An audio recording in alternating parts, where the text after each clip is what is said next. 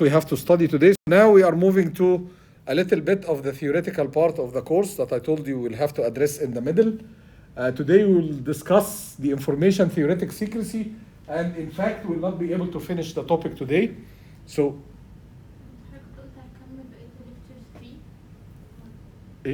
okay, so information theoretic secrecy will require us first to give you an introduction to what information theory is.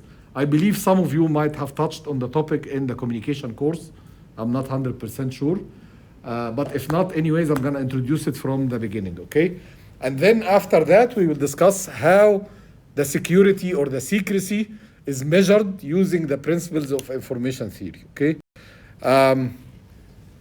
So this is what we will try to address in today's lecture.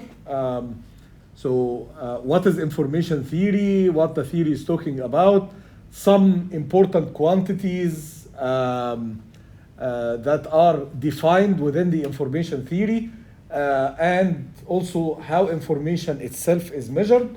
By the end of that, we had the introductory part. Next time we will be discussing how to measure secrecy using those principles. We'll touch upon that a little bit today, so to give you an introduction of what we will do next time, inshallah. Okay. So the question before starting to discuss the theory itself, the whole theory was about how to quantify information. How can I give a measurable quantity for information? And then stemming from that, later on we will see how we can quantify secrecy. Okay. So the question is, if I want you to tell me some like intuition, how would you quantify information? What would you say about information? What's the meaning of information?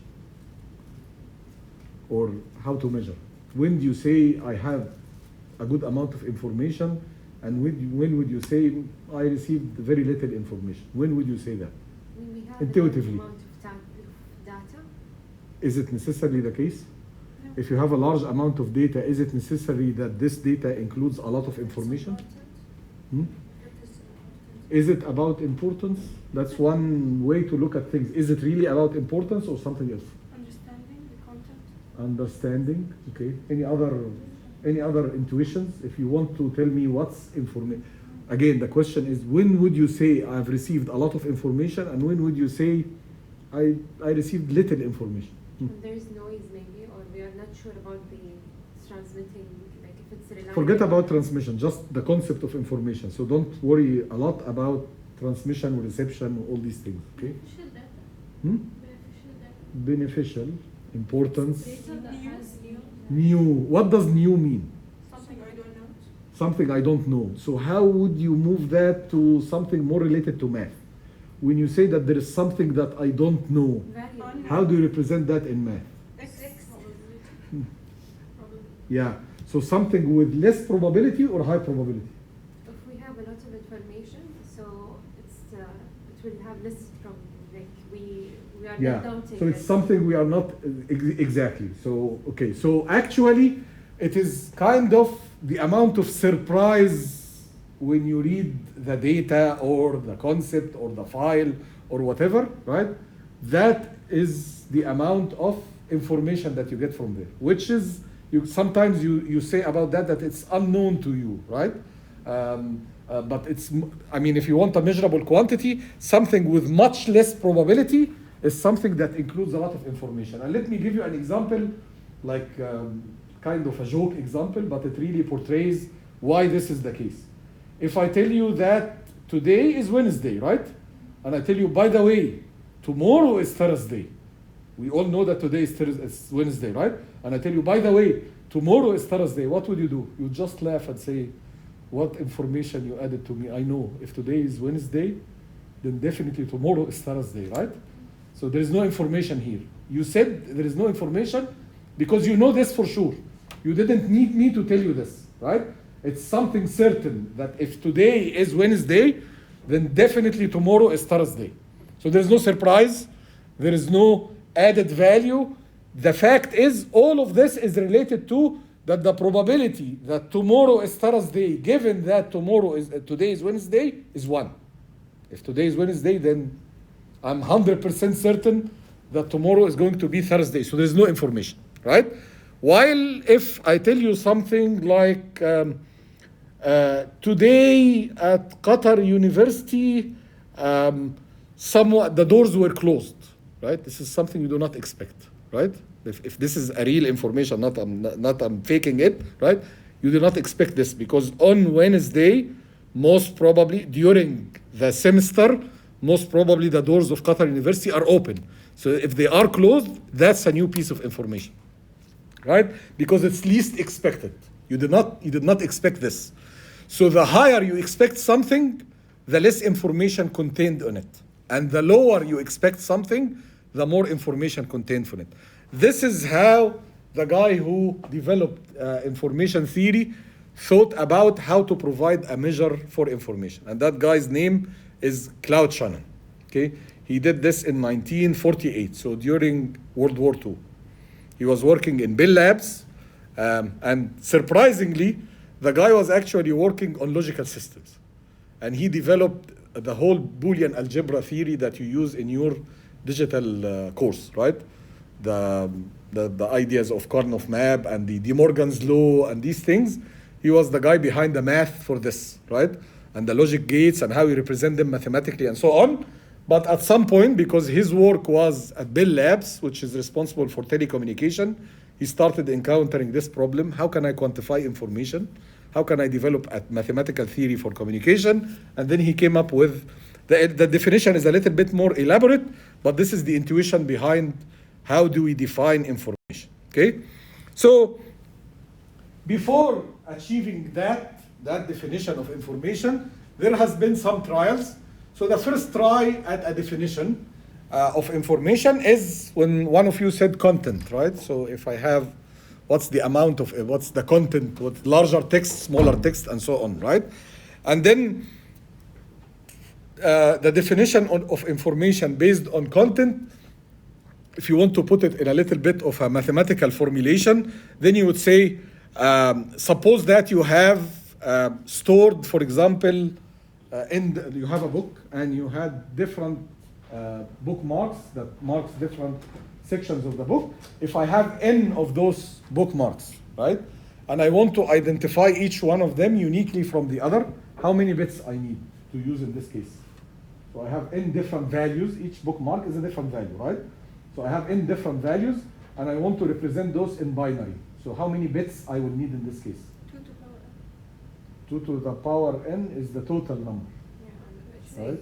It's not 2 to the power n, it's the other way around. I have n possible values and I want to represent them in bits. How many bits I need?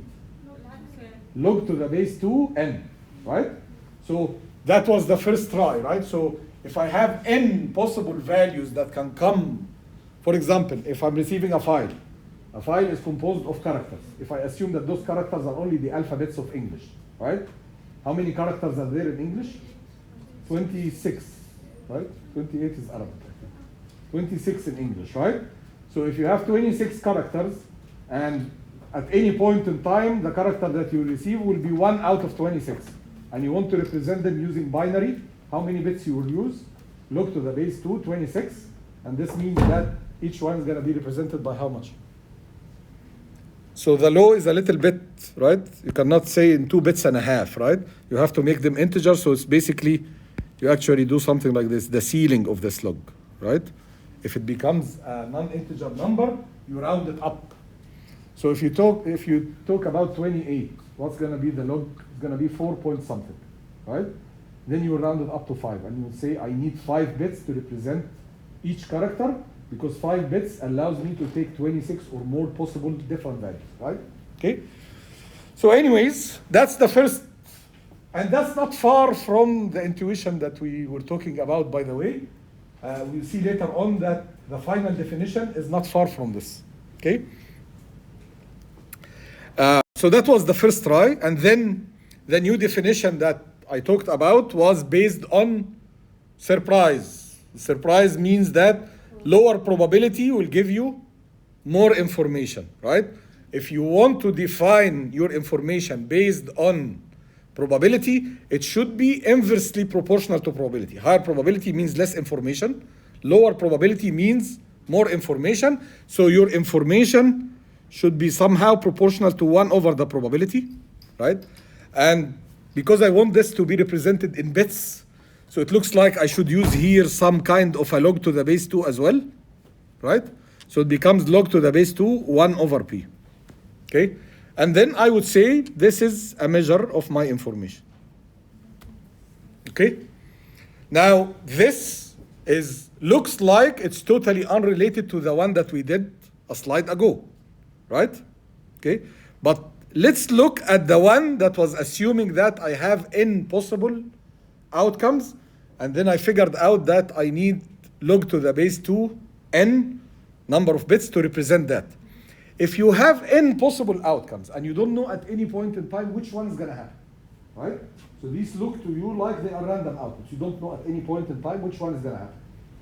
If you don't know any information about their distribution, so you don't know the probabilities, you should assume what? That they are all equally probable, which means that the probability of each one of them is 1 over n, right? Now remember, what did we had in the formula there? Log to the base 2 n, which looks like what? Log to the base 2 1 over n. What's 1 over n? It's the probability of any one of them being equally probable, right? So it looks like this definition is the same as, is equivalent somehow to this definition, 1 over p, but only if the words or the possibilities are equally probable. If they are not, then each one of them is going to have different information attached to it from the other, okay? So that initial definition was not far from the one that was reached by Shannon. It was just intuitively or implicitly assuming that they have the same probability.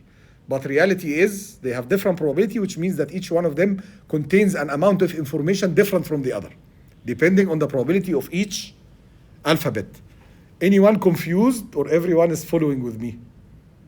Clear? Okay. So anyways, the final result is that we reached this definition, that information contained in any possible outcome of a source, right, is equal to 1 of the probability, log to the base 2, 1 over the probability of that particular outcome. Okay? طيب. This is just the explanation that I gave you at the start, rather than leaving it to here, which talks about if you have two statements, one of them is kind of completely expected, then there is no much added information in it. But if another statement such as night never finishes, right? This is a surprise. We expect that night will finish and day will come after that, right? So this is just about the fact that information is more or less related to surprise or unexpectedness or uncertainty, okay?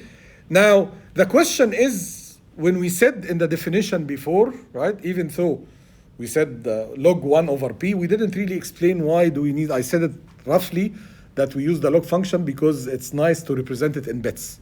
But I could have represented it in bits using something else other than the log function. So why the log function makes sense in this situation for the case of the representation of information as inversely proportional to probability? Because of two reasons.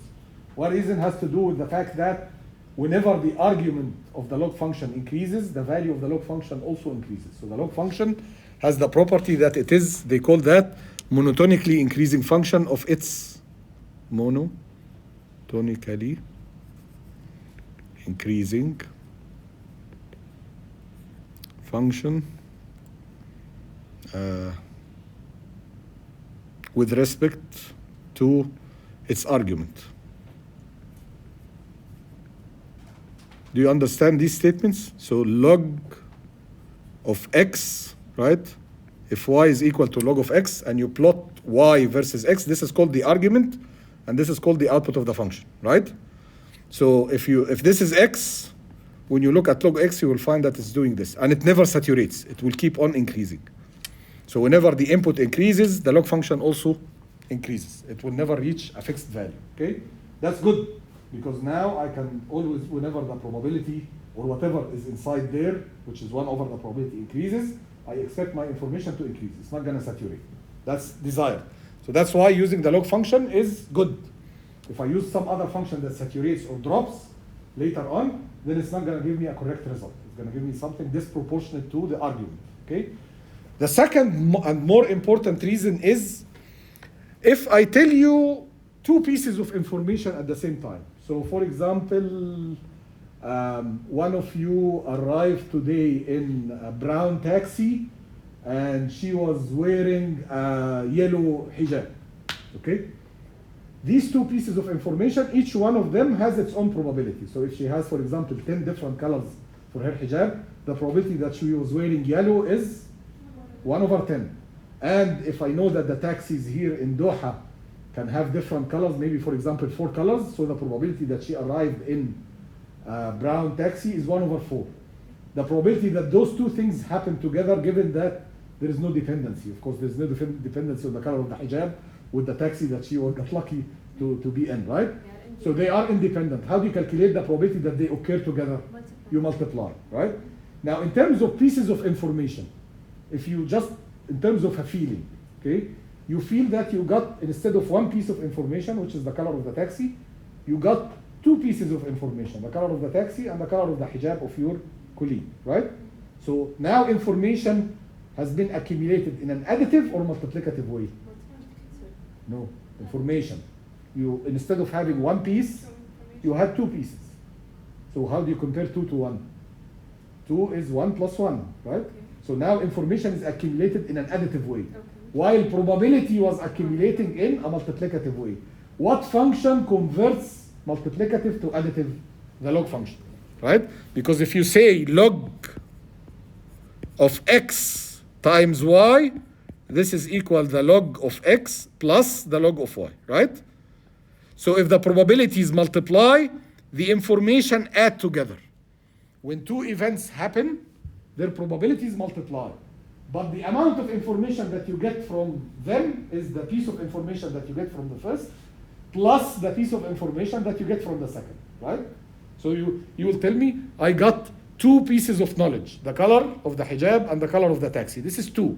As compared to, if it was only the taxi, that's 1 piece, or if it was only the hijab, it's 1 piece, right?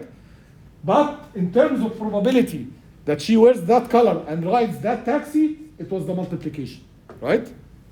So the log function is also suitable because it converts multiplications of probabilities into addition of information. Okay? خلاص يا بنات? Any questions?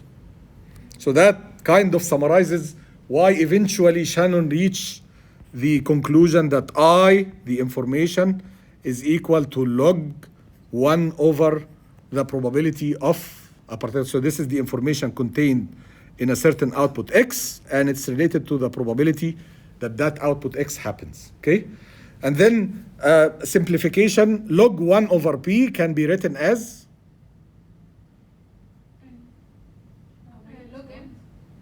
Log 1 over x can be written as minus log x. So this can be written as minus log p, right? It's the same thing. And it's always the log to the base 2 because we want to represent this in units of bits. Okay? We want to measure it in units of bits. Sorry? Because the whole framework was designed around digital communication where data is represented in bits, and this output that you want to get, you want also to measure it in the same quantity, right? You want eventually to figure out something like how many bits I need to represent my information. And that's the quantity that you want to get from that information measure, okay? Now, the person who explored it, he had like the same goal? sorry? The person who explored the log 1 over PS? Yes, yes, Shannon, because he was working in digital design and then he moved to communication part, you assuming that everything is going to still be represented in ones and zeros. So he started the theory only thinking about the binary domain, okay?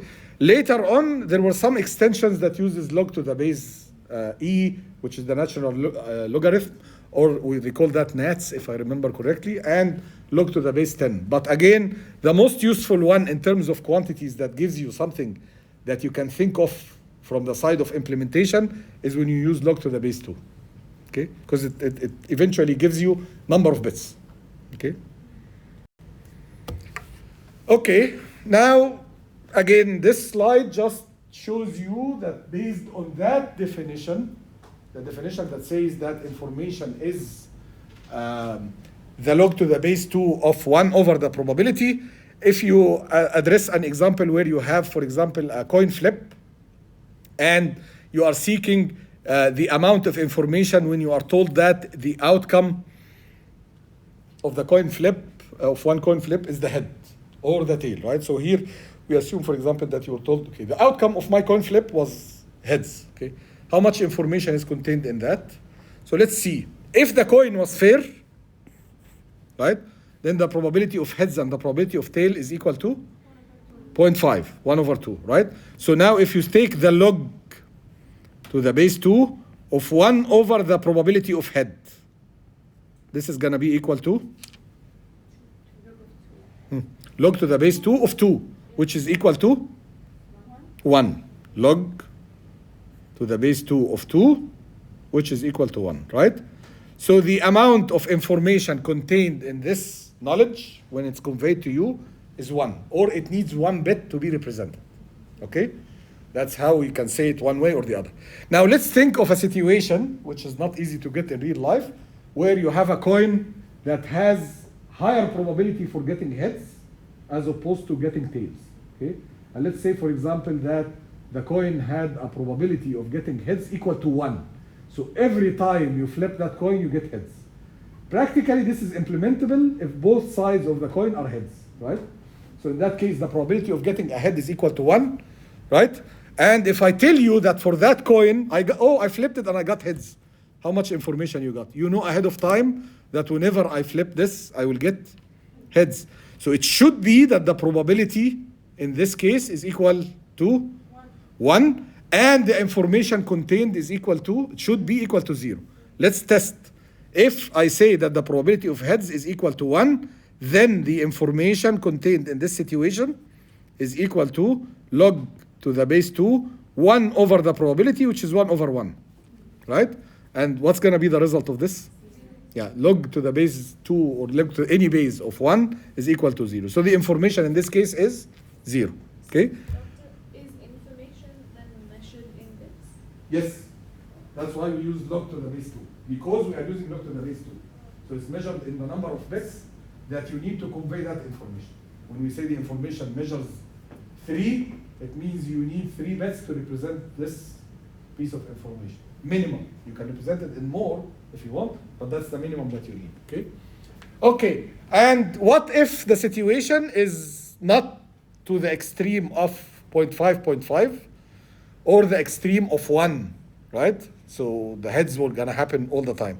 What if we have just a slightly or a more higher probability for heads compared to tail, and that's the one which is practically difficult, to have a biased coin somehow. So every time you flip it, most of the time you get heads, and the probability of heads is 0.9, for example, probability of tails is gonna be 0.1. So in that case, if I tell you that I flipped the coin and I got heads, what do you expect the information there is gonna be? Is it gonna be greater than 1 or smaller than 1? Is it gonna be greater than 0 or smaller than 0? Greater than 0. Definitely. So because there is still an element of surprise, right? But it's gonna be less than 1. Why? Why the most surprising case was the case of half as a probability in this situation?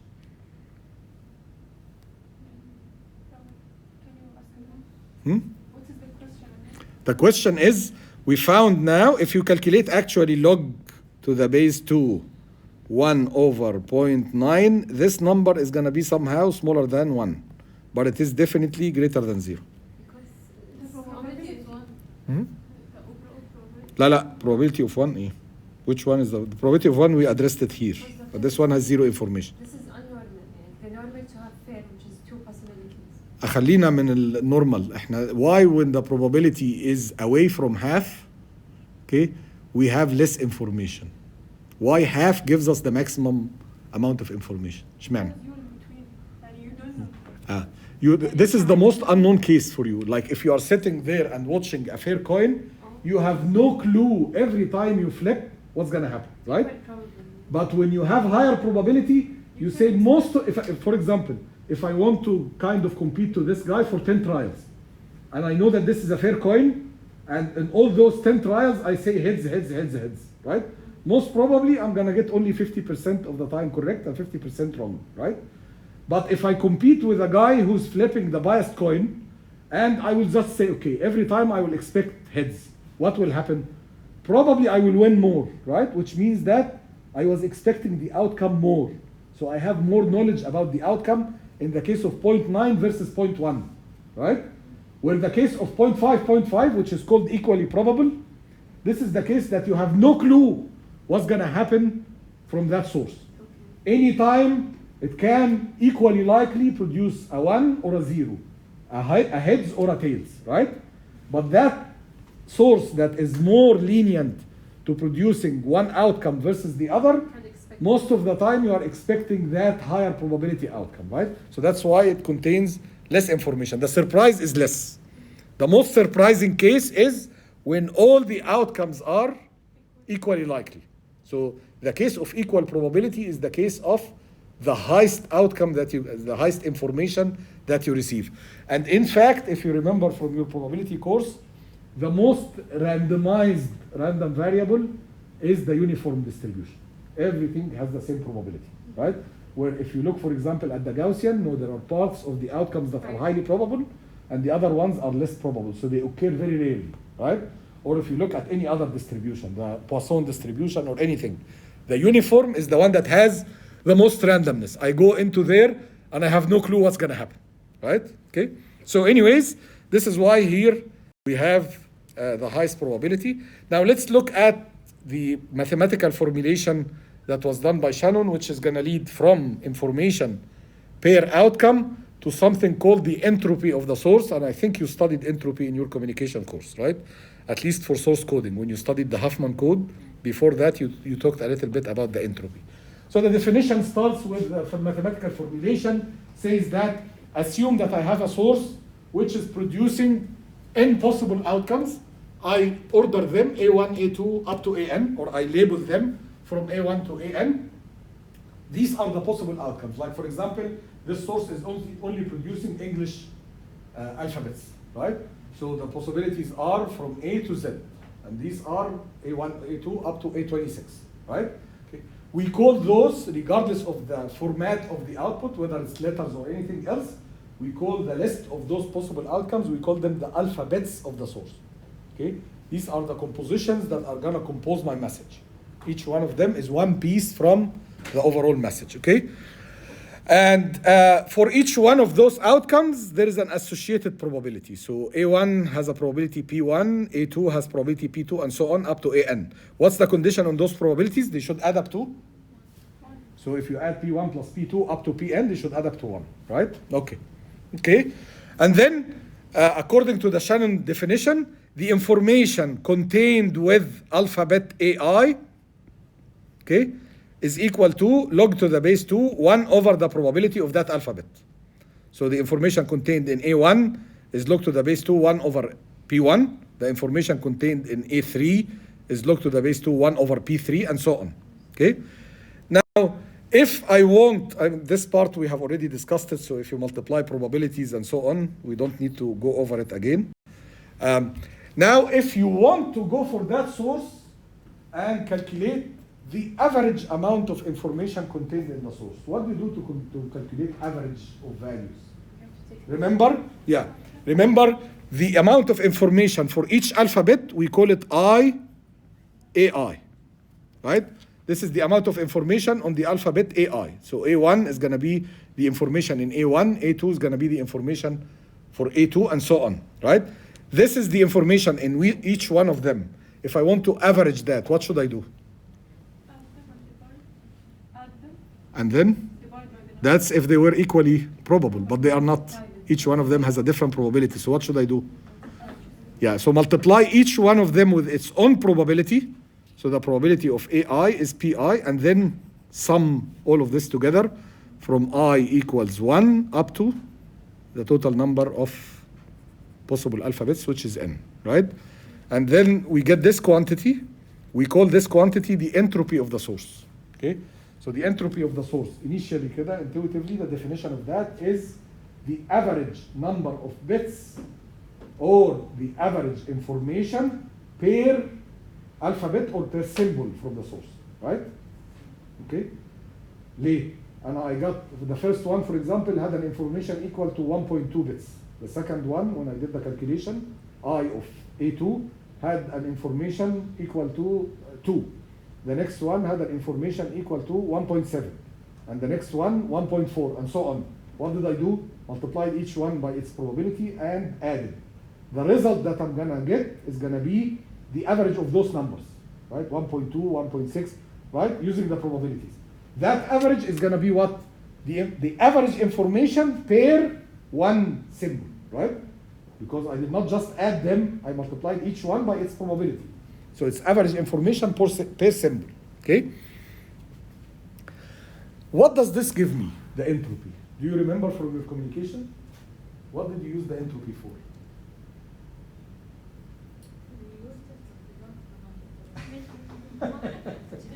Good answer. Hmm? To measure the amount of information for what? يعني هو احنا اتفقنا انه for each symbol I can measure its own information by taking log to the base 2, 1 over probability of that. What is the entropy is, we agreed now that it is average information per symbol. But it had also an average amount of information per symbol coming from the source, تمام? But it had also a very important fundamental meaning. This number of bits. ها؟ This number of bits. هي ليها علاقة بالنمبر اوف بيتس بس ليها علاقة بإيه بالظبط في النمبر اوف بيتس. Remember what did you do in the Huffman coding? Yes. What was different about the Huffman? Why Huffman was efficient? Why did you call it an efficient encoder? Because it depends on the number of bits, it depends on the amount of information. Yes. So let's look at two scenarios, right? Scenario number one, okay, and let's do this in a separate slide. So let's look at two scenarios. Okay. Scenario number one, I go blindly for this source that has the alphabet A1, A2, up to AN. Tamam? And we agreed that there is a probability distribution for that alphabet, which includes P1, P2. So each one of them has a different probability. They are not equally probable, right? Up to Pn. Okay? And then I go to that source. I completely forget about the probability. And what would I do? I would say how many possible alphabets there? It's n, right? So I use the old definition. So the number of bits that I need to represent any of these alphabets uniquely is going to be log to the base 2 of n, and I take the ceiling of that in case it doesn't come as an integer number. Okay? Nice. Okay. Now I ignored completely that some of them occurs a lot and some of them occurs less. And we understand that the things that occurs a lot includes less amount of information. So it might make sense to represent them with less number of bits. And the things that happens very rarely, they include larger amount of information. So it might make sense to represent them with larger number of bits. That's exactly what you did in your Huffman coding. You went and you started like executing the algorithm. You were ordering your alphabets or symbols within the alphabet. You were ordering them according to their probabilities, and then you group them and you end up with some of them, which are the ones with the highest probability, getting shorter code, a code with less number of bits, and the ones that stays until the end are the ones with lower probabilities, and you ended up for those with longer number of bits, right?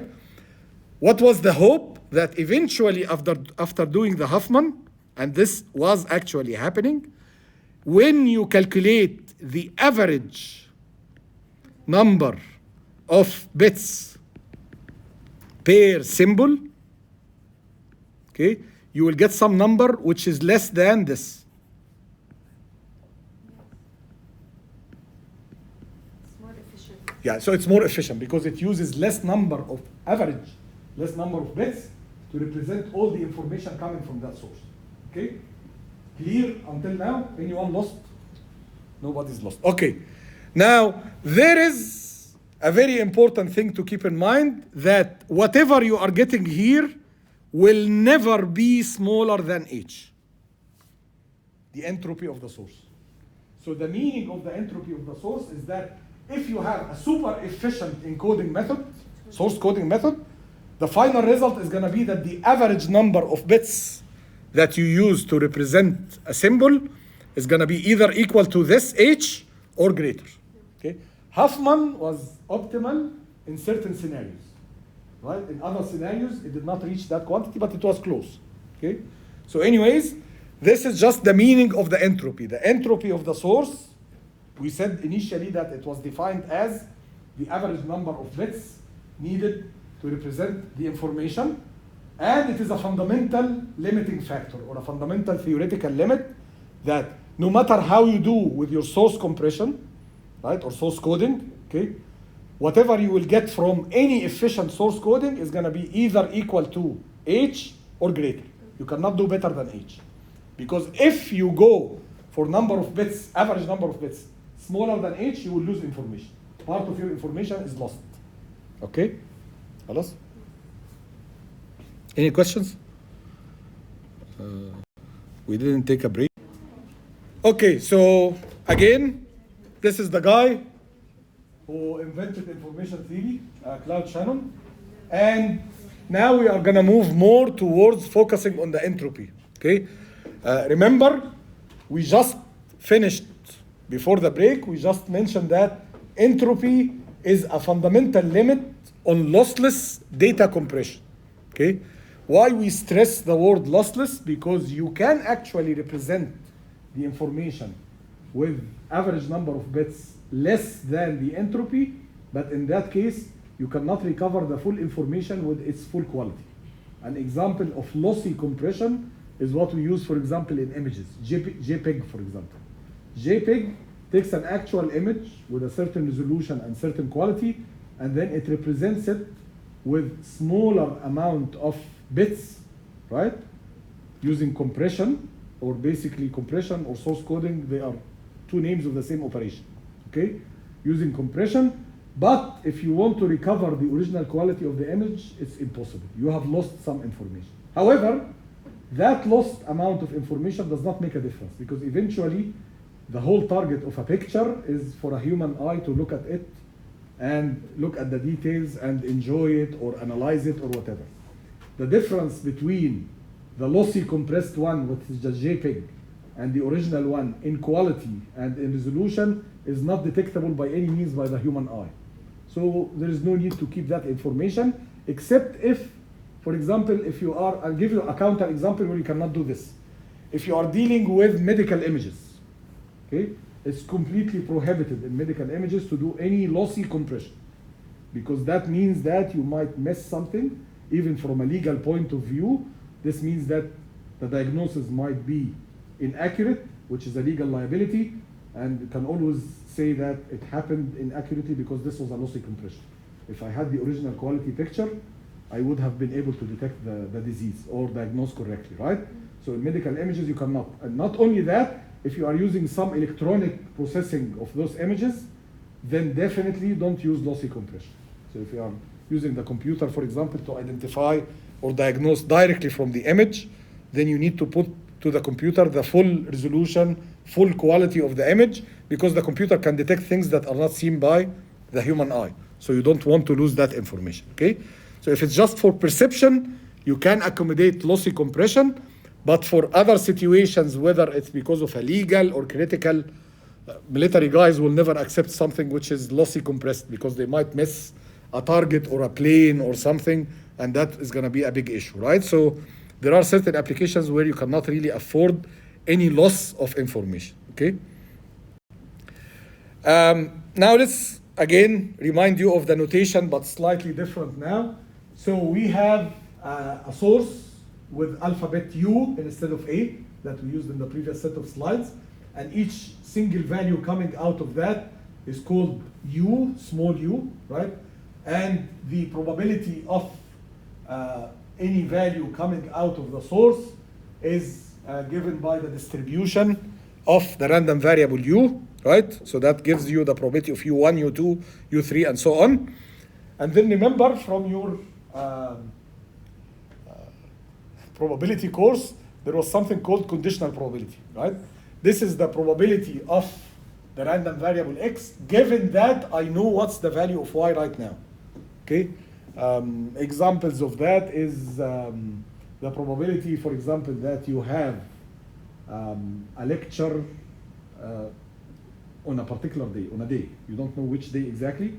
What's the probability that you will have the lecture of the fundamentals on a day? What is the probability? You have how many lectures of fundamentals? 2. Each one of them is happening on a different day. And how many possible days of the week? 5, if you exclude weekends. So the probability, without specifying which day, the probability of having the fundamentals lecture on a day is 2/5. Because you have it in 2 different days. So if it happens that the day is Wednesday or the day is Monday, you have the lecture. If it happens, if it's any of the other 3, you don't. So the total probability is 2/5. The probability of having the lecture of fundamentals on a day, given that this day is Wednesday, is equal to 1. Given that I don't cancel the lecture, right? So now, when you have the extra piece of information on the other random variable, which is which day of the week, the probability changed, right? And typically, conditioning increases the probability, okay? The only case that it does not increase the probability if the 2 random variables are totally independent, right? So the example of that is the initial example that I started with, which was talking about wearing a yellow hijab and riding a brown taxi, right? If I ask you what's the probability that your colleague is wearing a yellow hijab, you will tell me we said 1/10, right? If I tell you what's the probability that she is wearing a yellow hijab, given that she arrived in a brown taxi, it's again 1/10, because the brown taxi did not really affect her selection of the hijab. They happened independently, right?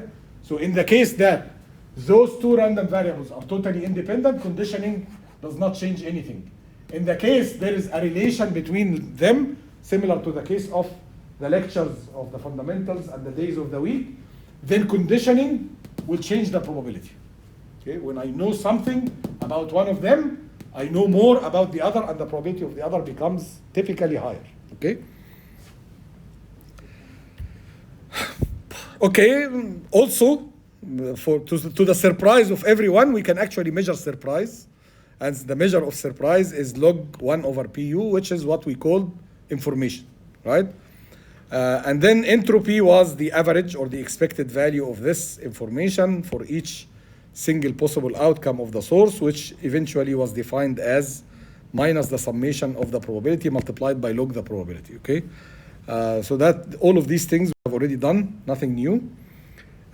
What's entropy? We said again, it's the measure of the amount of information contained, the average amount. The correct here should be, it's a measure of the average amount of information contained in a source alphabet.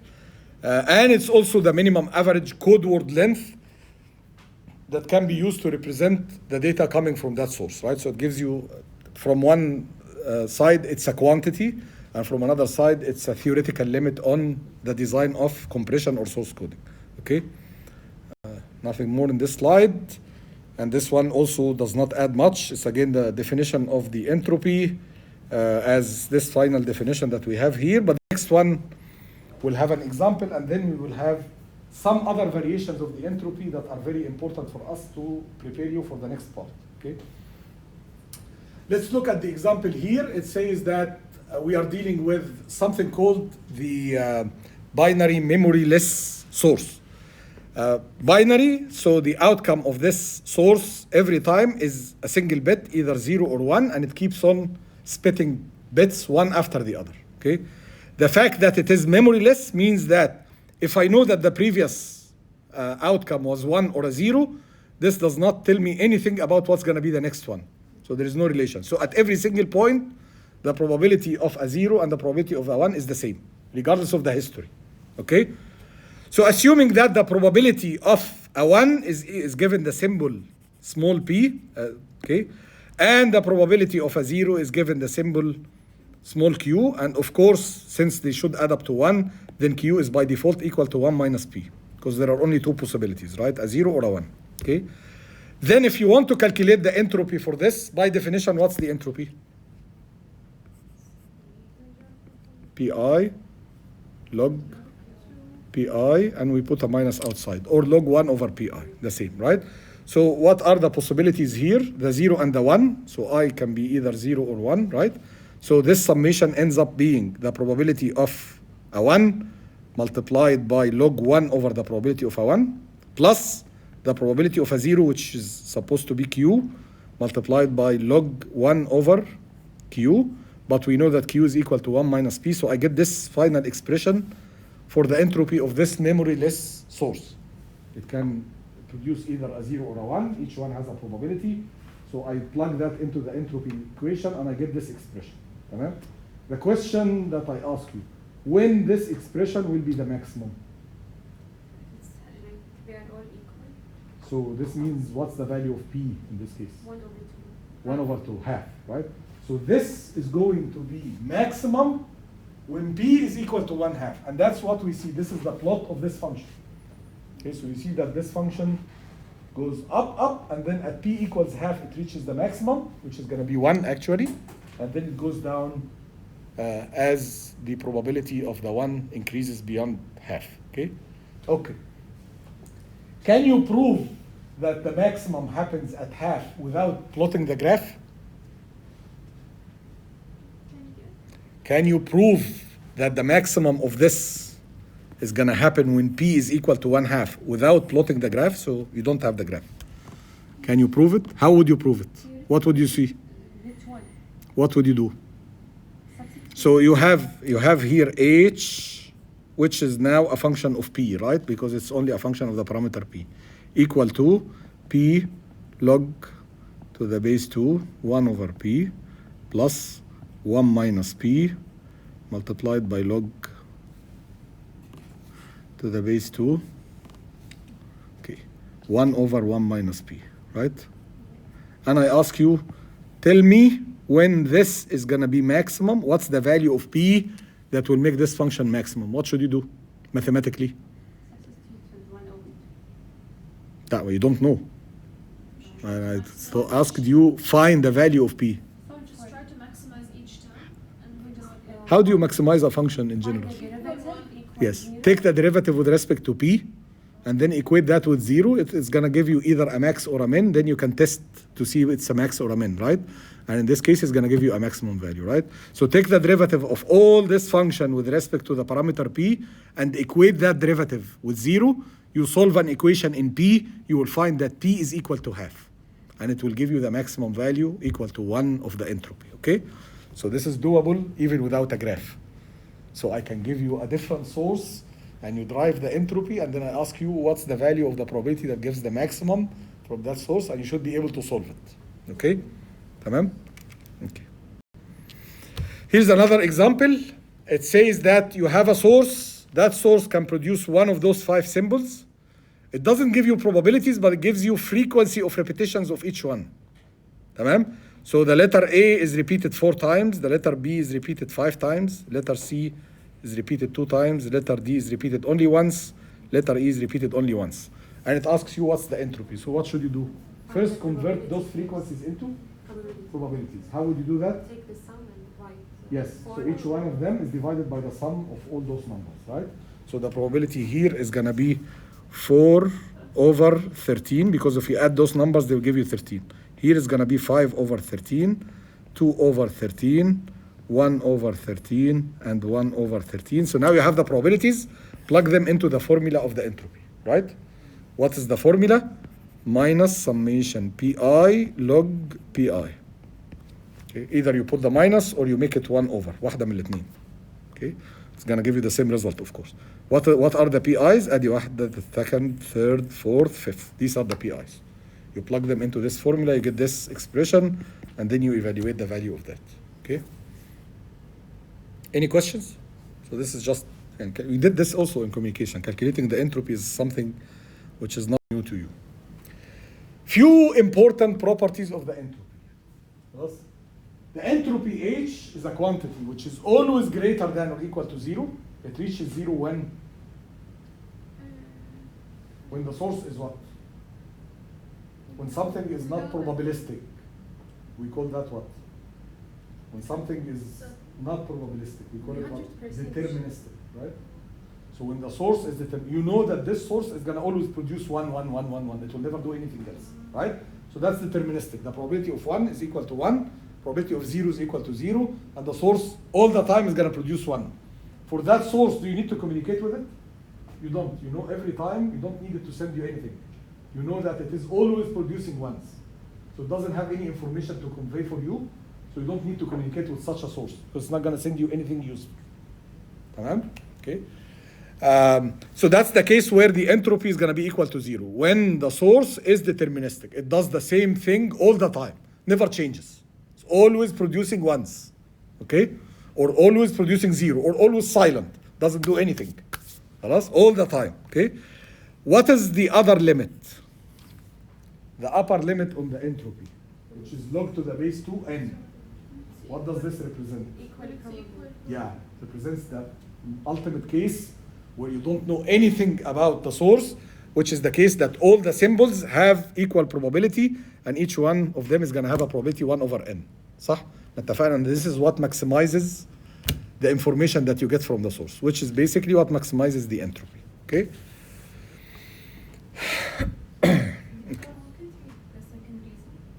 Which one? This one? When the entropy equals 0. Oh, in the entropy, that's the first.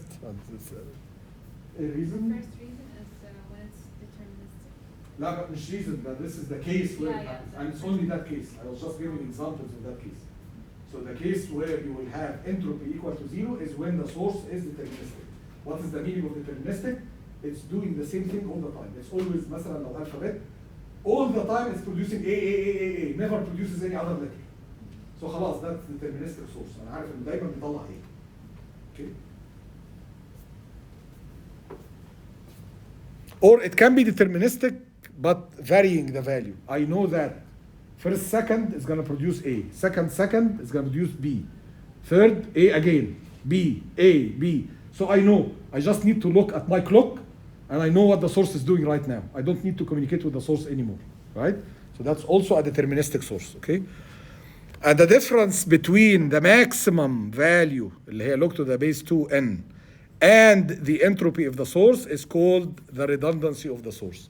Why do we call this redundancy? From the meanings that we explained about what's entropy and the case of log to the base Because it will 2n. fluctuate between those values.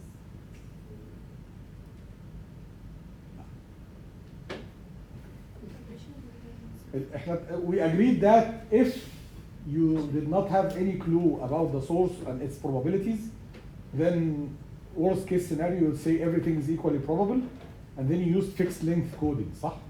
So you just say how many outputs, and then log to the base 2 of that n, the number of possible outputs, and then you use for each word coming from the source, you use the same number of bits, regardless, okay? This is the case where the representation is going to have redundant bits, because the total number of bits that you will use is going to be this number, right? Okay? Now, if you had the knowledge about the probabilities and you started to optimize using Huffman, for example, then you are removing from that redundancy, right? You are making it more efficient, less number of bits on the average, right? So basically, this is why we call this difference. The best that you can do is H. So this is the amount of redundancy that you can remove if you use source coding efficiently, right? You cannot do better than this, okay? We